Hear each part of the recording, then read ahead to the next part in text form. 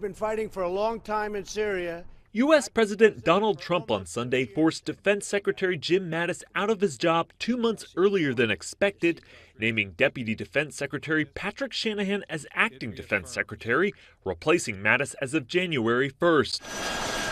Mattis, who resigned last week, had offered to stay in his role until February 28th. A senior White House official told Reuters that Trump was irked by the attention given to Mattis's resignation letter, which implicitly criticized Trump's foreign policies and his treatment of military allies after the president's decision to pull troops out of Syria. Reuters Pentagon correspondent Idris Ali. And so everyone really expected him to stay until the end of February, attend hearings on a number of different issues from budget to Syria to Afghanistan, and to attend a NATO meeting in February. So that was the plan.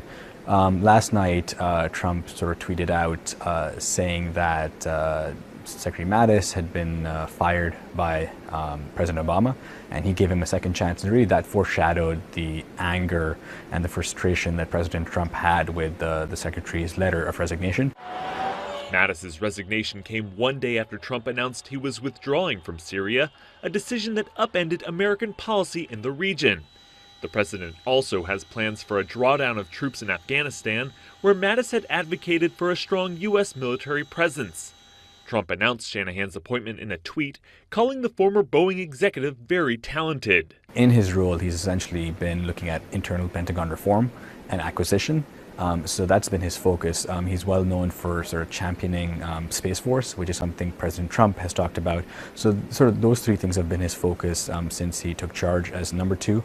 Beyond that, he's seen as competent. He's seen as sort of someone who knows the job, who understands the Pentagon, but he really doesn't have the breadth of experience in foreign policy that someone like Jim Mattis had. And so it'll be interesting to see how he's able to sort of take on the additional portfolio of foreign policy and talking to allies and sort of really allaying concerns that they now have. Officials say Trump is expected to pick a nominee for defense secretary over the next couple of weeks.